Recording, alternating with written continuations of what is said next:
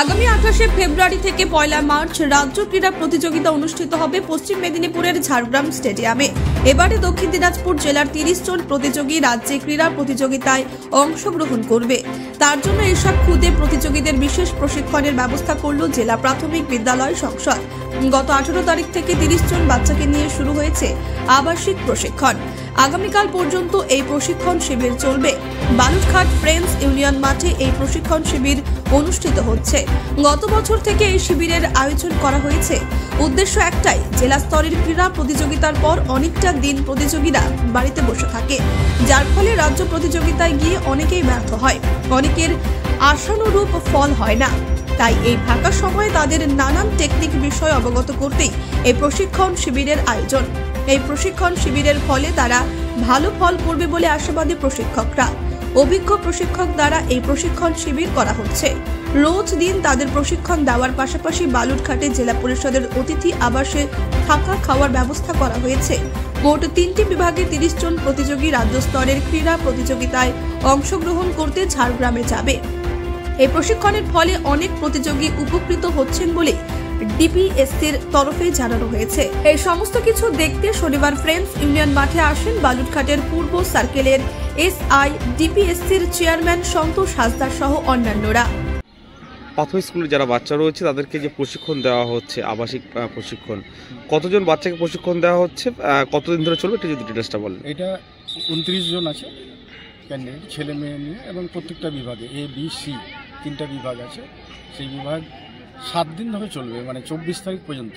18 তারিখ শুরু হয়েছে, 24 তারিখ পর্যন্ত এটা চলবে। কি কি প্রশিক্ষণ দিচ্ছেন আর কেন বা এই প্রশিক্ষণের?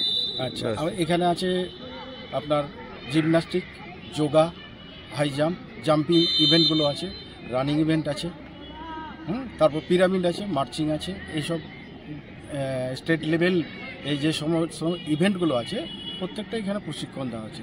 প্রশিক্ষণটা এই জন্যই দেওয়া হচ্ছে যে ওরা তো ডিস্ট্রিক্ট লেভেলে প্রথম হয়ে তারপরে সবাই বাড়িতে বসে থাকে, কিন্তু আমাদের ডিপিএসসি ওনারা ভাবলেন, কর্তৃপক্ষ ভাবলেন যে এটাকে যদি মোবিলাইজ করা যায় তাহলে আরেকটু উন্নতি হয়। এটা কিন্তু গত বছর থেকে শুরু হয়েছে, গত বছর কিন্তু বিরাট সাফল্য পাওয়া গেছে। সেই গত বছর 3 দিনে, এবার কিন্তু 7 দিন সেটা করা হয়েছে, যাতে আরও বেশি সাফল্য পাওয়া যায়। আমরা বাচ্চাদের শেখাতে দারুণ আনন্দ পাচ্ছি, অভিজ্ঞ কোচেরা আছে এখানে।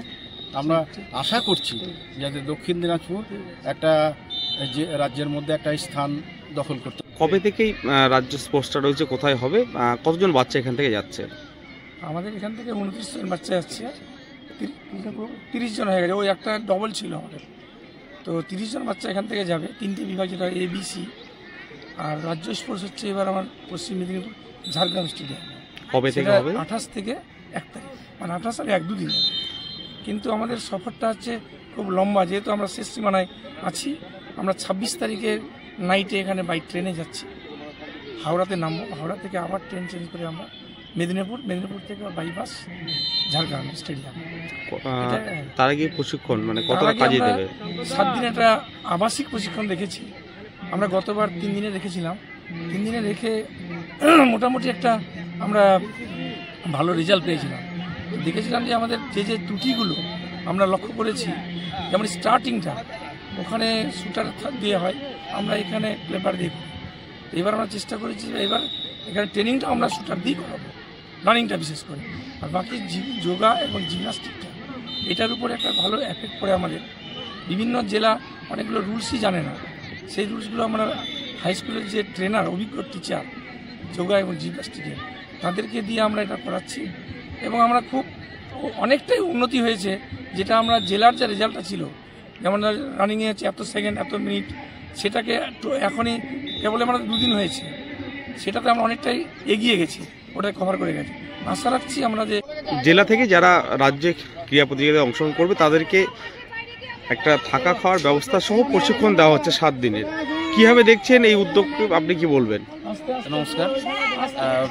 এই যে উদ্যোগটা নেওয়া হয়েছে আমাদের জেলা থেকে, আমাদের চেয়ারম্যান স্যার এবং কোঅর্ডিনেটর যারা আছেন এবং যে সমস্ত শিক্ষক শিক্ষিকারা এর সঙ্গে যুক্ত আছেন, তাদেরকে অসংখ্য ধন্যবাদ জানাচ্ছি। কারণ এই ধরনের উদ্যোগ আমার জানা নেই অন্য কোনো জেলায় হয় কিনা, তবে আমাদের এই জেলায় হচ্ছে শুধুমাত্র একটাই উদ্দেশ্যে যে তারা যেন রাজ্যে গিয়ে ভালো পারফর্ম করতে পারে সেই উদ্দেশ্যে। আশা করি তারা যে ধরনের প্র্যাকটিস হচ্ছে, আমি সকালেও একবার এসেছিলাম দেখেছি, বা এখনও দেখছি যেভাবে প্র্যাকটিস হচ্ছে, বা যে দায়িত্বপূর্ণভাবে যে সমস্ত ট্রেনাররা ট্রেনিং করাচ্ছেন, তাতে আশা করি সুন্দর এবং সফল হয়ে আসবে তারা রাজ্যে গিয়ে। এবং এই ধরনের উদ্যোগ নেওয়ার জন্য জেলার যে সমস্ত কর্তৃপক্ষ আছে, বিশেষ করে আমাদের চেয়ারম্যান স্যার এবং কোঅর্ডিনেটর যারা আছেন, হ্যাঁ, তাদেরকে অসংখ্য ধন্যবাদ জানাচ্ছি। স্যার আপনার নামটা একটু বলুন। আমার নাম Mrinmoy Sarkar, sub inspector of schools, Balurghat district circle. আগামী 28 এবং 1 তারিখ আমাদের রাজ্য স্পোর্টস হবে। তো সেখানে রাজ্য স্পোর্টসে যাওয়ার জন্য আমাদের জেলা থেকে যে সমস্ত প্রতিযোগিনী অংশগ্রহণ করবে তাদেরকে আমি 18 তারিখ থেকে 24 তারিখ পর্যন্ত একটা আবাসিক একটা ট্রেনিংয়ের ব্যবস্থা করেছি। এবং গত বছরও আমি এটা করে দিয়েছিলাম, তাতে আমরা ভালো সাফল্য পেয়েছিলাম। আশা রাখছি এবারেও ভালো সাফল্য পাবো এবং তাতে দেখছি ভালো একটা সাড়া পড়ছে। তো আশা রাখছি সবারই সার্বিক সাফল্য আমি কামনা করছি। দেখা যাক সেই বাচ্চাগুলো সেখানে গিয়ে ভালো সাফল্য করবে, এটাই আমি আশা রাখছি। ধন্যবাদ সবাইকে। বালুরঘাট থেকে মান্টি সিং এর রিপোর্ট, কুলিক নিউজ।